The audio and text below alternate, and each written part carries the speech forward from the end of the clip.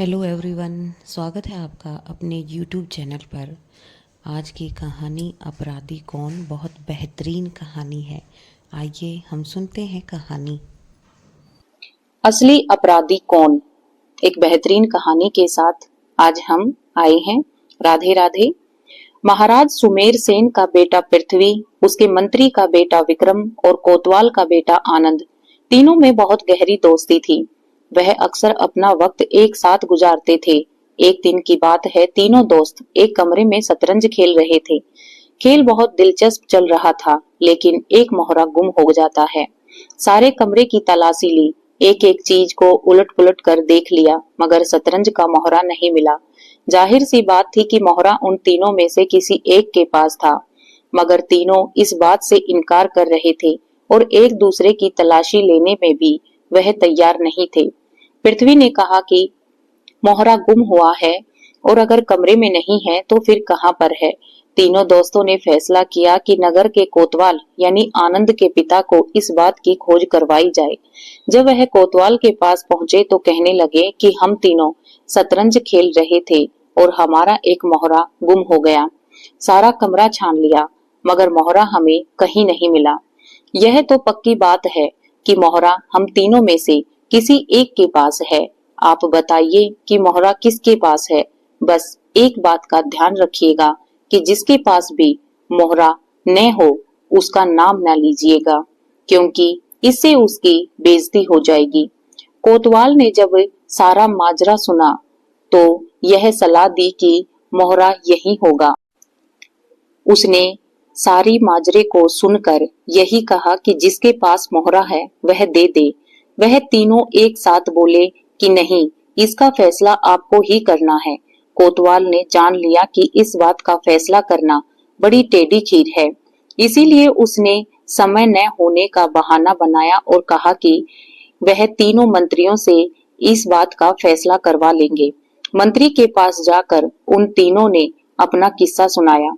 मंत्री समझ गया कि तीनों का यह मामला बड़ा पेचीदा है, इसीलिए उन्होंने तीनों को महाराज सुमेर सेन के पास जाने की सलाह दी और कहा कि यह उनके अलावा किसी और के बस की बात नहीं है। वो तीनों राजमहल पहुंच गए और महाराज के पास जाकर अपनी बात कहने लगे। बात सुनकर महाराज ने कहा कि यह कौन सी बड़ी बात है। तुम में से जिसके भी पास मोहरा है वह सामने रख दे। मेरे पास इन बेकार की बातों के लिए समय नहीं है। तीनों के कहने पर राजा ने अपने न्याय अधिकारी को आदेश दिया कि वह तीनों का फैसला करे। इसीलिए न्याय अधिकारी ने तीनों दोस्तों को अपने घर पर बुला लिया। न्याय अधिकारी तीनों की बातें सुनकर बड़ा ही सोच में पड़ गया था। तभी उसकी बेटी कमरे में दाखिल हुई। अपने पिता को परेशान देखकर उसने पूछा कि पिताजी, क्या बात है और किस बात की उलझन में हो आप बड़े ही बेचैन दिखाई दे रहे हो। न्याय अधिकारी ने सारा माजरा उसे सुनाया। उसकी बेटी ने, जिसका नाम चारुलता था, वह कहने लगी कि पिताजी आप चिंता ना करें, मैं उनकी इस समस्या को हल कर दूंगी। न्याय अधिकारी कहने लगा कि बेटी, तुम नहीं जानती कि उनका मामला बहुत ही पेचीदा है। कहीं ऐसा ना हो कि उनकी वजह से मेरी नौकरी भी चली जाए, क्योंकि महाराज ने उन तीनों को मेरे पास भेजा है। चारुलता कहने लगी कि पिताजी आप बिल्कुल फिक्र ना करें, मेरे सामने वह तीनों नौजवान टिक नहीं पाएंगे। मैं उनका फैसला भी कर दूंगी और उनको अच्छा सबक भी सिखा दूंगी। न्याय अधिकारी ने कहा कि बेटा ऐसा बिल्कुल मत करना, वह तीनों कोई साधारण लड़के नहीं है। सारा राज दरबार उनके आगे सिर झुकाता है। बेहतर यही होगा कि तुम इस मामले में दखल ना दो। मैं खुद ही कोई न कोई उपाय सोचकर इस मामले को हल कर दूंगा। बेटी ने कहा कि आप निश्चिंत रहिए पिताजी, मैं बहुत ही सोच समझ कर फैसला सुनाऊंगी। एक दिन के बाद वह तीनों दोस्त न्याय अधिकारी के घर पर पहुंच गए। न्याय अधिकारी ने उन्हें एक कमरे में बिठाया और कहा कि तुम्हारे सवाल का जवाब मेरा नौजवान बेटी देगी। इसके बाद एक नौजवान कमरे में आई। असल में वह नौजवान चारुलता थी, जो एक पुरुष के पोशाक में वहां पर अपना रूप बदल कर आई थी। उसके आते ही तीनों दोस्त टकटकी लगाकर उसकी तरफ देखने लगे। आनंद ने कहा कि यह लड़के के रूप में एक बहुत खूबसूरत और समझदार लड़की है। दूसरे ने कहा कि यह लड़की बड़ी ही बुद्धिमान है। उनकी बातें सुनकर चारुलता ने कहा कि आप तीनों ठीक कहते हैं, मैं चारुलता हूँ। आप ठहरिए, मैं अपने असली रूप में आती हूँ। यह कहकर वह दूसरे कमरे में गई और फिर पुरुष का वेश उतारकर अपने असली रूप में उनके सामने आ गई। उसके घने काले लंबे लंबे बाल और खूबसूरती को देखकर तीनों दोस्त ठगे के ठगे रह गए। वह लड़की मानो कोई अप्सरा सी दिखती थी। उसे देखकर तीनों अपनी सुध बुध खो बैठे थे। चारुलता ने कहा कि आप लोगों में से मुझे पहचान लिया, इससे पता चलता है कि आप तीनों बड़े ही अक्लमंद हैं।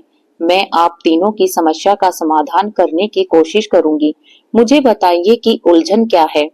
महाराज के बेटे पृथ्वी ने अपने होश संभालते हुए कहा कि सुनिए खूबसूरत राजकुमारी, हम तीनों दोस्त एक कमरे में बैठकर शतरंज खेल रहे थे। हमारा एक मोहरा नहीं मिल रहा था। वह मोहरा हम तीनों में से किसी एक के पास है। आप बताइए कि वह मोहरा किसके पास है। गलत लड़के का नाम मत लीजिएगा, क्योंकि इससे उसकी बड़ी बेइज्जती हो जाएगी। चारुलता ने कहा कि अगर वह मोहरा आप में से किसी एक के पास है तो वह खुद ही उसे वापस कर दे, इसमें दिक्कत क्या है। पृथ्वी बोला कि हम में से कोई नहीं बता रहा, इसीलिए हम आपके पास आए हैं। इसका फैसला करना बहुत जरूरी है। चारुलता ने कहा कि ठीक है, इसका फैसला तो मैं कर सकती हूँ कि मोहरा किसके पास है, लेकिन इससे पहले कि मैं आप लोगों के सवाल का जवाब दूं, मैं आप लोगों को एक कहानी सुनाना चाहती हूँ। आप उसे गौर से सुन लें। यह बिल्कुल सच्ची कहानी है। आज से 50 साल पहले की बात है। एक नगर में त्रिलोचन और मनोहर नाम के दो दोस्त थे। दोनों दोस्तों में बचपन से ही बड़ा प्यार था। दोनों बचपन से एक साथ ही खेले और पढ़े थे। एक साथ ही वह दोनों जवान हुए थे। दोनों दोस्त जब तक एक दूसरे को ना देख लेते उन्हें चैन नहीं आता था। दोनों दोस्त बहुत ही शरीफ, बहादुर और जाबाज थे। दोनों में इतना प्यार था कि मानो वह दो शरीर और एक जान थे। त्रिलोचन अपने पिता के व्यापार में उनका हाथ बटाता था। साथ ही उनकी चित्रकारी करने को का भी बड़ा ही शौक था। दूसरी तरफ मनोहर अपने पिता के साथ खेतीबाड़ी करता था। उन दिनों माह के महीने में गंगा नदी के किनारे पर एक बहुत बड़ा मेला लगा था, जिसमें आपस के शहरों, नगरों और राज्य के लोग आते थे। इसके अलावा बहुत से व्यापारी भी वहां पर अपना माल बेचने के लिए जाते थे। साधु सन्यासी भी वहां पर खूब भीड़ लगी रहती थी। लोग गंगा में स्नान करते, साधु सन्यासियों के दर्शन करते और मेले का मजा उठाते थे। मेले में व्यापारियों की दुकानों के अलावा करतब दिखाने वाले भी आते थे। यहाँ तक कि ठग और चोर भी इसी मेले में पहुंच जाते थे। छोटे बच्चे से लेकर बूढ़े तक, औरत और मर्द सभी इस मेले में आते थे। बड़े बड़े तलवारबाज और तीरंदाज वाले दूर दूर से आकर वहां पर अपनी कलाकारी का प्रदर्शन करते थे। रात के समय पूरा इलाका दियों की रोशनी से जगमग उठता था। तरह तरह के खेल तमाशे दिखाने वाले, अपनी हैरत अंगेज कारनामे दिखाने वाले लोगों का दिल जीत लेते थे। लोग महीनों से इस मेले का इंतजार करते थे और इसमें शामिल होते थे। त्रिलोचन के पिताजी भी हर साल मेले में अपनी दुकान सजाता था और अपना माल बेचता था। दोनों दोस्त त्रिलोचन और मनोहर भी हर साल मेला घूमते और मजे करते थे। एक दिन त्रिलोचन के पिता बीमार हो गए थे और उसने अपने बेटे को आदेश दिया कि इस साल तुम दुकान पर बैठ जाना। इस तरह दोस्तों की यह जोड़ी मेला इकट्ठा न देख सकी थी और मनोहर अकेला ही देखता रहा। मनोहर मेला घूमता फिरता और घूम फिर के फिर अपने दोस्त की दुकान पर आ जाता। एक शाम की बात है, मनोहर घूम फिर कर मेले से वापस आया और बेहद परेशान और चिंतित था। त्रिलोचन ने पूछा कि क्या बात है दोस्त, क्या परेशानी है? मनोहर बोला कि उसने एक बहुत ही सुंदर लड़की को मेले में देखा है। देखते ही वह उसकी सुंदरता का कायल हो गया है और अब उसके बिना जिंदा रहना मनोहर के लिए नामुमकिन है। दोस्त की हालत जानने के बाद त्रिलोचन ने दुकान बंद कर दी और मनोहर के साथ उसे लड़की को मेले में खोजने लगा। उन दोनों ने मेला खत्म होने तक हर जगह लड़की की तलाश की, मगर वह लड़की कहीं नजर नहीं आई। लाचार होकर दोनों दोस्त वापस लौट आए। अगले दिन वह फिर से उस सुंदर लड़की को ढूंढने के लिए निकल पड़े। लुटेरों का सरदार लड़की की दलेरी से बहुत प्रभावित हुआ और कहने लगा कि चलो तुम्हारी यह बात मान कर देख लेता हूँ। अपने आदमियों से कहता है कि यह तुम्हें तुम्हारी मंजिल तक छोड़ आएंगे। दुल्हन ने कहा कि नहीं, ऐसा नहीं होगा, मैं अकेली ही सफर करूंगी। मैं आपसे किया हुआ वादा भी पूरा करूंगी। दुल्हन वहां से चलकर सीधी मनोहर के घर पर पहुंच जाती है। मनोहर से मिलने के लिए उसके कमरे में गई। मनोहर ने जब उस खूबसूरत लड़की को देखा तो उसके सामने उसके सपनों की राजकुमारी खड़ी थी। वह बस एकटक अपनी प्रेमिका को निहारता रहा। लड़की ने खामोशी तोड़ी और कहने लगी, आपने मुझे पाना चाहा और मैं आपकी दासी बनने के लिए आपके पास आई हूँ। मनोहर ने जब उसके मुंह से यह बातें सुनी तो वह कहने लगा कि राजकुमारी, तुम कौन हो? तुम्हारे कपड़े बता रहे हैं कि तुम नई नवेली दुल्हन हो। मुझे बताओ कि यह किस्सा क्या है? दुल्हन कहने लगी कि आपको इससे क्या मतलब है? मैं तो सारी दुनिया को छोड़कर आपके कदमों में आई हूँ। अब सारा जीवन आपकी ही बनकर रहूंगी। यह मेरा आखिरी फैसला है। मनोहर ने कहा कि बेशक मैं तुम्हारे प्यार में पड़कर जिंदगी और मौत की बाजी लगा चुका हूँ, मगर यह जरूर जानना चाहता हूँ कि तुम कौन हो और तुम्हें किसने मेरे पास भेजा है। नजदीक ही पड़ा हुआ एक खंजर मनोहर ने उठा लिया और कहने लगा कि अगर तुमने मेरे सवालों का सही जवाब नहीं दिया तो मैं इस खंजर से अपनी जान ले लूंगा। यह देखकर लड़की ने असली बात मनोहर को बता दी। यह सुनते ही मनोहर ने कहा कि तुम मेरी जान से प्यारे दोस्त की पत्नी हो और अगर आज से तुम मेरी बहन हो। भाई के दरवाजे तुम्हारे लिए हमेशा खुले हैं। मनोहर ने उसे अपनी बहन मान लिया और बड़े ही अच्छे तरीके से उसकी खातिरदारी की। अगले दिन सुबह दुल्हन ने मनोहर से वापस जाने की आज्ञा मांगी। मनोहर ने कहा कि भाई बहन को बड़ी ही शान से विदा करते हैं। उसने बेशकीमती गहने और धन देकर अपनी बहन को विदा किया। साथ ही अपने नौकर से कहा कि लड़की को उसके घर छोड़ कर आए। लड़की ने अकेले ही जाने की जिद की तो मनोहर कहने लगा कि इतने कीमती जेवर और धन के साथ तुम्हारा अकेले सफर करना ठीक नहीं होगा। मगर लड़की अपनी बात पर अड़ी रही, किसी के साथ चलने के लिए तैयार नहीं हुई। आखिरकार मनोहर ने हार माननी पड़ी और उसे मुस्कुराते हुए अपनी बहन को वहां से विदा कर दिया। मनोहर के घर से चलकर वह लुटेरों के ठिकाने पर पहुंची और सरदार के सामने पेश हुई। उसने सारे कीमती जेवरात और कपड़े लुटेरों के सरदार के सामने ढेर कर दिए और कहा कि वह अपने वादे को पूरा करने के लिए आई है। अब आपकी जो मर्जी हो वह कीजिए। सरदार यह देखकर बड़ा ही हैरान था और सोच रहा था कि यह कैसी लड़की है और कितनी बहादुर, कितनी दलेर है और कितनी सच्ची है। सरदार कभी लड़की को देखता तो कभी सामने पड़े हुए बेशकीमती सामान को देखता। वह इस बारे में जितना सोचता उतना ही उलझता चला जा रहा था। आखिर उससे रहा नहीं गया। वह लड़की से पूछने लगा कि तुम कौन हो और यह सब क्या माजरा है। दुल्हन ने कहा कि आप तो लुटेरे हो, आपको इन सब बातों से क्या मतलब है कि मैं कौन हूँ। आप अपनी दौलत लीजिए। सरदार ने तुनक कर कहा कि देखो लड़की, मैंने आज तक जिंदगी में कभी हार नहीं मानी है। तुमने मेरी आत्मा को झंझोर कर रख दिया है। मैं तुम्हारी कहानी जरूर सुनना चाहूंगा। इसके बाद लड़की ने अपनी पूरी कहानी सरदार को सुना दी। सरदार बड़ी ही दिलचस्पी से उसकी कहानी सुनता रहा।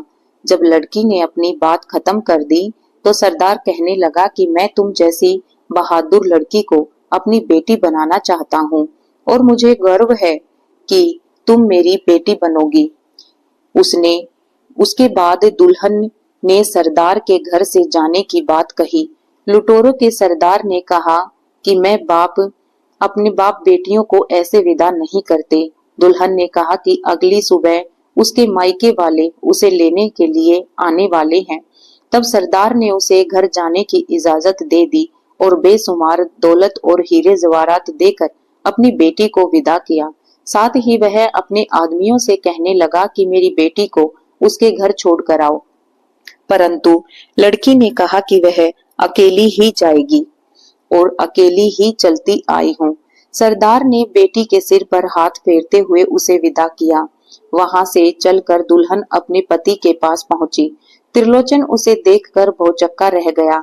लड़की ने अपने पति को अपने अनोखे सफर की सारी कहानी सुनाई और उसका पति ईश्वर का धन्यवाद करते हुए प्रार्थना करने लगा कि अब चारुलता ने यह कहानी खत्म करते हुए तीनों दोस्तों को पृथ्वी, आनंद और विक्रम से बारी बारी पूछा कि आप बताइए कि सबसे बड़ा बलिदान किसका है। सबसे पहले पृथ्वी ने जवाब दिया कि असली बलिदान तो त्रिलोचन ने किया है, जिसने दोस्त से किया हुआ वादा पूरा करने के लिए अपनी पत्नी को दोस्त के पास भेज दिया। आनंद ने कहा कि असली बलिदान मनोहर ने दिया, जिसने उस लड़की को इतना प्रेम किया और जब पता चला कि वह दोस्त की पत्नी है तो उस लड़की को अपनी बहन बना लिया। विक्रम बोला कि नहीं, दोनों तो आपस में गहरे दोस्त थे। उन्होंने अगर एक दूसरे के लिए बलिदान दिया तो किसी पर कोई एहसान नहीं किया, यह उनका कर्तव्य था। असली बलिदान तो लुटेरों के सरदार ने दिया, जो बुरे काम करने वाला था, मगर जब असलियत का पता चला तो उसने उस लड़की को अपनी बेटी बना लिया और यह एक बहुत बड़ा बलिदान है। चारुलता ने तीनों के जवाब सुने तो कहने लगी कि मोहरा विक्रम के पास है और वह मोहरा सबके सामने रख दे। इस पर विक्रम ने मोहरा निकालकर सबके सामने मेज पर रख दिया। वह तीनों बहुत हैरान हुए और उन्होंने चारुलता से पूछा कि किस तरह से उसने इतनी आसानी के साथ उनका फैसला कर दिया। चारुलता ने जवाब दिया कि यह तो बड़ी ही सीधी बात है। एक आदमी जो आदतें खुद होती हैं, उसी तरह की आदत वाले इंसान को वह पसंद करता है। विक्रम ने उन चोर और लुटेरों के सरदार की तारीफ की तो मैं फौरन इनके मन के विचारों को समझ गई थी कि एक चोर ही दूसरे चोर की हमदर्दी रख सकता है और यही असली अपराधी है। तीनों दोस्त उस अक्लमंद लड़की के फैसले से बहुत ही खुश हुए। वह तीनों लड़की की तारीफ करते हुए और धन्यवाद देकर वहां से लौट गए। ये थी हमारी कहानी। आशा करते हैं आपको पसंद आई होगी। आपको यह कहानी कैसी लगी प्लीज कमेंट बॉक्स में जरूर बताइएगा। मिलते हैं अगली ऐसी ही बेहतरीन कहानी के साथ। अगर आप चैनल पर नए आए हैं तो प्लीज चैनल को सब्सक्राइब कीजिएगा, वीडियो को लाइक और शेयर कीजिएगा। राधे राधे।